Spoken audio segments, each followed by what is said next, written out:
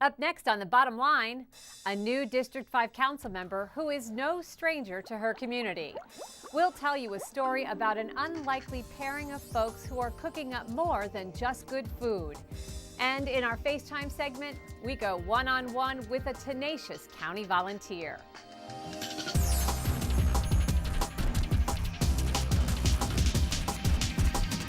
Thanks for watching, everyone. I'm Susan Kennedy. We start this week with the appointment to the District 5 council seat vacated earlier this month by Valerie Irvin. After 3 days of interviewing more than a dozen candidates, the council chose the person they believe will represent the best interests of the residents of District 5 for the next year. Longtime congressional staffer and Silver Spring resident Cherie Branson will fill the seat vacated by Valerie Irvin earlier this month. The decision to choose Branson was unanimous, with no other nominations put forward for vote. I want to thank my colleagues. Each of them approached this from what was going to be best for the District 5 residents.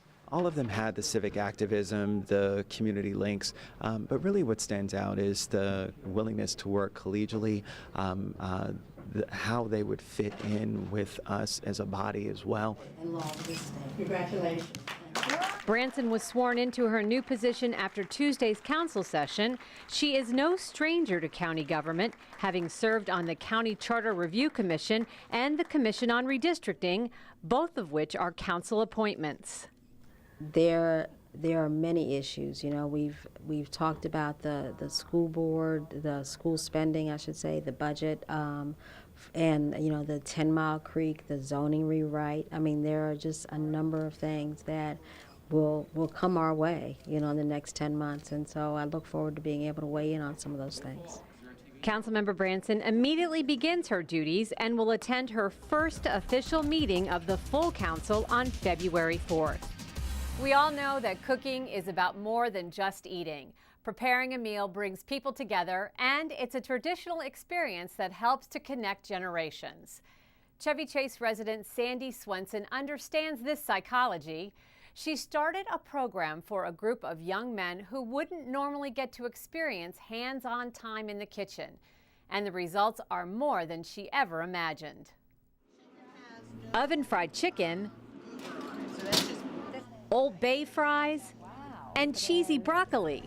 Would you like a piece of chicken too? No, thank you. Okay. That's what was on the menu in this kitchen at the Green Tree Road program in Bethesda. These young men are the culinarians for this feast. Working side by side with the teenage boys are ladies from the Junior Women's Club of Chevy Chase. Chris is an expert here. He's doing a great job. 3 years ago, Sandy Swenson started up the Bistro Boys. And then we all get in hands-on, sort of like cooking at home with your own kids. And you're just in there bumping around, and we show them what to do. Some kids know how to cook a little more than other boys do. And chop and stir and mix and bake. And then when we're all finished, we'll set the table and sit down and enjoy the meal together. Every Monday, a small group of volunteers take the boys shopping for the groceries for their meal with a small budget. Then on Tuesday, it's time to get in the kitchen and start preparing the chow. Here, does everybody have a role in this whole process? Everybody plays all roles in this process. It just sort of happens just how it would in a kitchen at home. Somebody will just gravitate towards the chicken or the broccoli. You can dump it in here. You can add 2 minutes to it. The fries. Watch your fingers when you cut down. Always put the fingers on top. Yeah, so you know. And then there'll be a lot of flipping around and changing of jobs. So everybody just jumps in and participates. And sometimes it'll just be absolute bedlam. But it has never yet not come together absolutely perfectly. When the group was first started, the idea was to teach the boys how to fix inexpensive, easy, tasty meals. Why doesn't James help a little with the cheese sauce too, since he was on the broccoli project? But the project has grown to become so much more. This unlikely pairing of disadvantaged young men and suburban women has evolved into relationships that go much further than measuring cups and pots and pans. It's the relationships we're building. It's the relationships, and they know that we're going to be here and spend time with them, and we're interested in them, and we care about them. So we'll just remember, cooking should have a pleasant memory for them. They make me feel very comfortable, very welcoming. and we just have a good time. They explain to me how their weekend goes as we cook, you know, see how we feeling. 'Cause they bring a good vibe in the kitchen when I'm in the kitchen, so it makes my vibe even more greater. So. My goals in life is just to be successful, and either to be successful, you have to try new ideas and stuff like that, and just kind of open my mind a little bit. Do you know how to set a proper table? The Green Tree Adolescent Program provides young men with an environment where they can develop into productive citizens who are able to give back to the community. And the Bistro Boys program has been a critical piece in the puzzle of their development. Ultimately, they really have showed to these young men that the community cares about them. So every month when there are birthdays, they provide birthday cakes to our boys, ice cream cakes, their favorite. But they also provide a box of kitchen and household items that can go with them to independent living, so that they also are set up for independent household living. Sandy Swenson says some of the Bistro Boys had never stepped foot in a kitchen before becoming a part of the group. Not all the burners work, so just once you get it on, can you just sort of see if it feels like it's warming up actually? And there are others who have shown the ladies a trick or two. And for the women, the interaction with the boys just comes naturally. Talk a little bit about how your experience as a mother is probably really beneficial to these young men.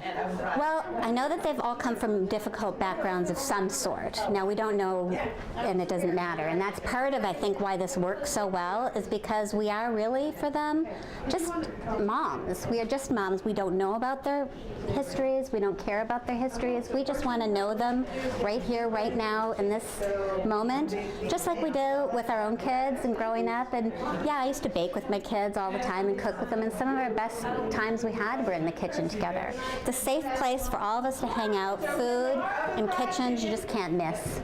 You just can't miss. Sandy Swenson will tell you she has seen some pretty rough stuff. Her oldest son, Joey, has struggled with drugs and alcohol and is currently living in Florida. All right, so there you go. The Bistro Boys has been her outlet, her way of doing something to make the boys feel like they matter and that they deserve to sit down to a nice meal with people who care. It's good for the young men, but it's good for me. You know, it's always a good thing to do for somebody else. I always leave here just feeling like I'm on cloud nine. I feel like it's just been a wonderful, wonderful experience. Fish sauce was good for 3 years. It just feels, you know, very satisfying, especially as I say, you know, with the circumstances of my son. You know, I'm able to do something for these young men whose mothers can't do something for them right now, and maybe somebody will be able to do something for my son. Next month, the shrimp and crab thing. What did I hear somebody saying? Was it? Did you suggest something to do with the shrimp? With the butter? No, butter shrimp. The Green Tree Adolescent Program is part of the National Center for Children and Families.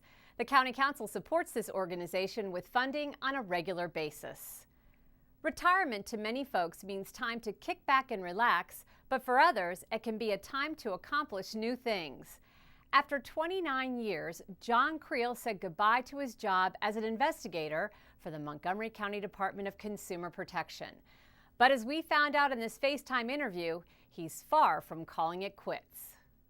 John, we're walking down a really familiar hallway to you, the Office of Consumer Protection, where you spent 29 years as a county employee, but you haven't left for good. You still come back and volunteer. Tell us a little bit about how you stay involved. Well, I'm always available by telephone, and I get a lot of phone calls.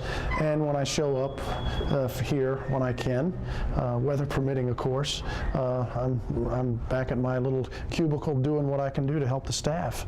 This is the desk that I have at this point, and the computer, which I've had for many years. And when I retired, they put me right here. So when I come in, I'm ready to go. And sometimes I'm out front because when the staff meeting occurs, I'll answer the telephones and take phone calls so that the entire staff can go and participate in the monthly staff meetings. So when you retired, what made you decide that you needed to keep your hand in it? Why did you feel it was important? Well, this is a philosophy I've had all my life. You got to give back. That's it. That's the answer. Hi, this is John Creel with Montgomery County Consumer Protection. Can you hear me okay? Well, I know that you're very involved in the senior scams. That's a big part of your mission, to get out there and catch the guy who was taken from the senior. As you know, there's going to be a trial in March on this case, and the state's attorney wants us to take another look at what happened at your residence and also talk to any potential other customers / victims. I've got quite a few people who've put in jail over the years. Just a couple of weeks ago, the staff asked me if I could drive a senior victim to court who's in a wheelchair. So we got her in the back of in the car, wheelchair in the back, and drove her to court. And I basically was her mentor, her advocate, and just stayed with this elderly lady who's got some health issues the entire time. And it worked out just fine. The judge, that's an impact on a judge, and a judge threw the bad guy in jail, no questions asked. Well, wait a minute. Look, Yeah. you're on the Wall of Fame here. Well, that's one of them. That's one of them from way back when. When you started here 29 years ago, walk us through where we've come. This contractor is exactly how that left that air conditioner. Oh my goodness. So I prosecuted this guy, and he went to jail. How many folks here in Montgomery County really rely on this office for help? Well, it's been a fantastic transition. Of course, now with the age of computers and quick communication, we're able to access information for consumers. In for instance, automobile complaints. We have all data for Windows. We can look technical service bulletins up for people, and the staff can come up with answers very quickly. The Maryland Judiciary Case Search, looking up people that they might be hiring. The Home Improvement Commission search, web search. We can tell whether or not a contractor is licensed immediately by going online.